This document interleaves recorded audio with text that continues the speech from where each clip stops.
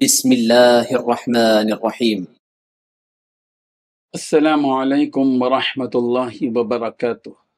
الحمد للہ وکفی وسلام علی عبادہ الذین اصطفی، اما بعد۔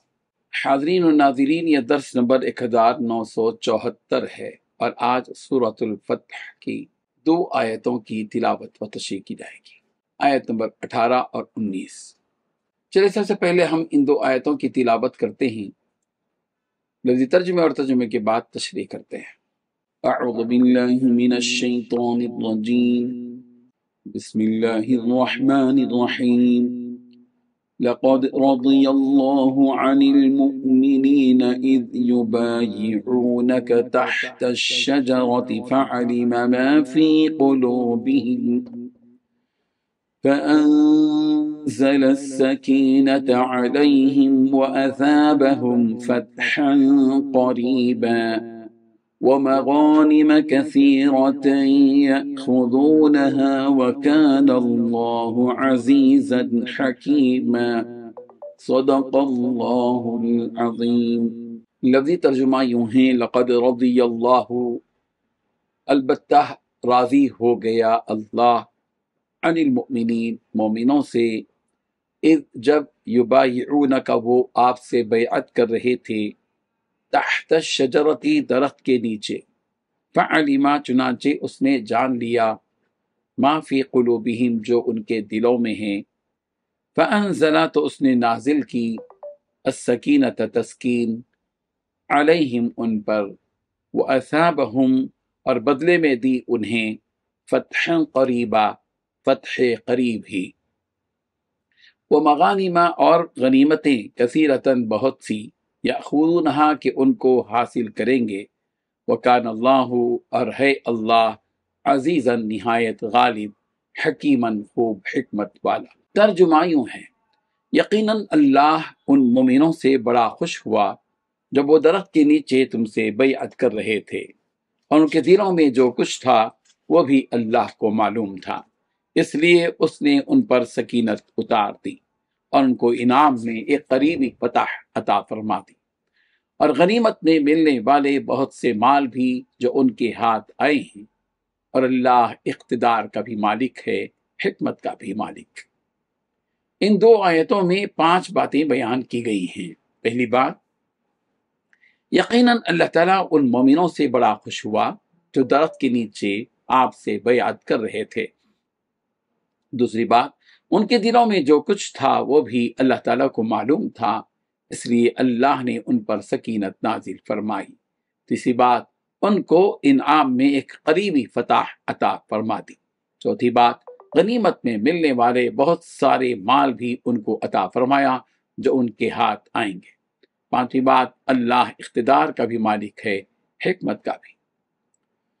بزرگان محترم، اللہ تعالیٰ یہاں ان لوگوں کا حال بیان فرما رہے ہیں جنہوں نے نبی محمد صلی اللہ علیہ وسلم سے ایک کانٹے دار درخت کے نیچے حدیبیہ کے مقام پر بیعت لی۔ یہ واقعہ پچھلی آیتوں میں گزر چکا کہ وہ بیعت آپ علیہ السلام نے کس لیے لی تھی۔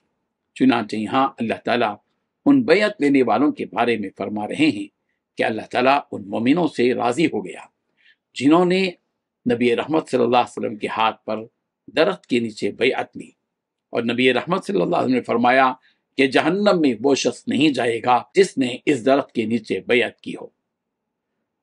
بیعت کا یہ واقعہ سن 6 ہجری میں پیش آیا، اور وہ درخت جس کے نیچے آپ علیہ السلام نے صحابہ کرام رضی اللہ عنہم سے بیعت لی، وہ ایک کانٹے دار درخت ہے جس پر ہرے پتے نہیں ہوتے۔ اکثر وہ صحرا میں پایا جاتا ہے جسے ببول کا درخت کہا جاتا ہے۔ اس آیت کے شان نزول سے متعلق حضرت اکوع بن سلمہ رضی اللہ عنہ نے فرمایا کہ ہم قیلولہ کر رہے تھے کہ ایک آواز دینے والے نے آواز دی کہ اے لوگو، بیعت بیعت یعنی بیعت ہونے والی ہے۔ جبرائیل امین علیہ السلام ابھی حکم لے کر نازل ہوئے تو ہم دوڑ کر نبی رحمت صلی اللہ علیہ وسلم کے پاس جا پہنچے تو آپ علیہ السلام سمرا ببول کے درخت کے نیچے تھے۔ ہم نے آپ سے بیعت کی۔ اس پر اللہ تبارک و تعالیٰ نے آیت نازل فرمائی۔ صحابہ کرام رضی اللہ عنہم نے آپ अलैहिस्सलातु तस्लीम के हाथ पर जो बैयत की, वो बैयत किस चीज़ के लिए थी?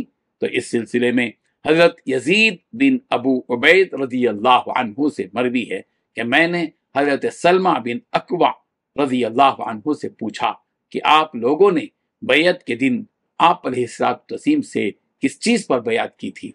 उन्होंने कहा, मौत पर। हज़रत जाबिर रज़ी अल्लाह अन्हु से मरवी है, हमने हुदैबिया के दिन आप अलैहिस्सलातु तस्लीम से इस बात पर बैयत की कि हम मैदान जंग से नहीं भागेंगे। उस दिन हमने मौत पर बैयत नहीं की थी। इन दोनों हदीसों को सामने रखते हुए तो एक ही बात निकल कर आती है कि उस दिन आप अलैहिस्सलातु तस्लीम पर यही बैयत हुई कि हम कुफार से हर हाल में जंग करेंगे और जंग में कुछ भी हो जाए तो हम पीछे नहीं हटेंगे, चाहे हमें अपनी जान भी क्यों न देनी पड़े। अल्लाह ताला फरमा रहे हैं कि उस वक्त उन मोमिनों के दिलों की क्या कैफियत थी, अल्लाह उससे पूरी तरह बाखबर था। यानी जिस जज्बे से उन्होंने नबी रहमत सल्लल्लाहु अलैहि वसल्लम के हाथ पर बैयत की, उस जज्बे को अल्लाह खूब जानता था।